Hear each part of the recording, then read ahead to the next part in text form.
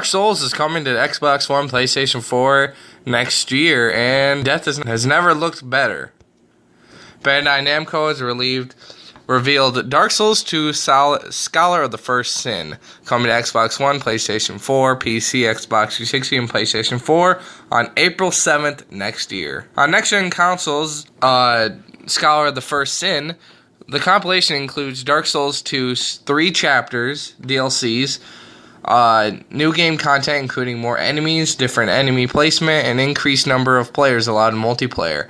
It also features enhanced graphics with these screenshots. Scholar of the First Sin on PlayStation 3 and Xbox 360 includes the 3 chapters, but none of its new game content, different enemies, and more multiplayers, etc., etc. It launches along an upscale update to version 1.10, which adds an additional NPC to seek out the treacherous quest throughout Drangleic, as well as an expanded in-game events, improved balance, and online matchmaking functionality.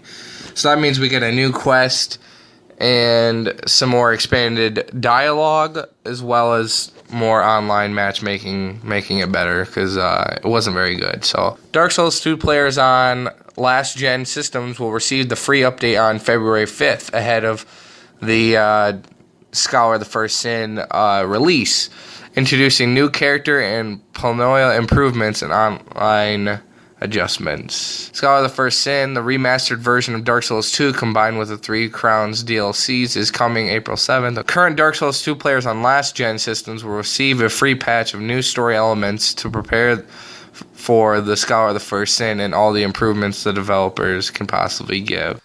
The addition of a new item called the Grape Ring, which absorbs souls during online play, allows users to control their online matchmaking experience by limiting their total amount of souls collected.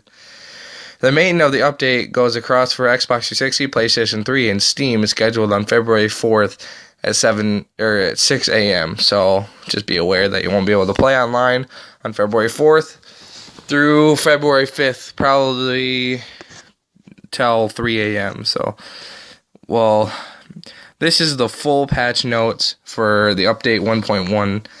Added new character to the Scholar of the First Sin. Additional item description text. Choose to enter the Covenant of Champions will now allow enemies to continue to respawn after being defeated. Choose to enter the Covenant of Champions will now cause enemies to inflict more damage to the player. Player will gain access to the new Grape Ring, which players equip the new Grape Ring souls collected from kills during online play will be absorbed to the ring rather than the player.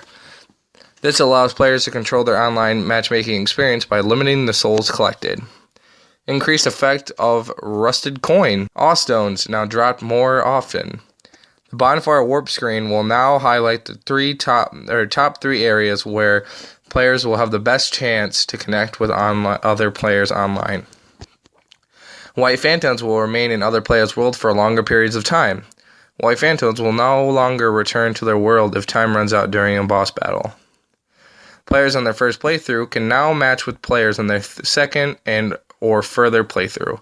Well, thank you guys for looking at this Dark Souls 2 Scholar of the First Sin. This is a lot of information regarding new game content and online content. So hopefully this was informational to you guys. Hopefully it was. This game is going to look so sweet on next gen, and hopefully the pictures popping up throughout the video is really cool for you guys. So I hope that you guys like and subscribe, and hopefully you guys look forward to Scholar of the First Sin. This looks sweet, so I'll see you guys later. Peace out.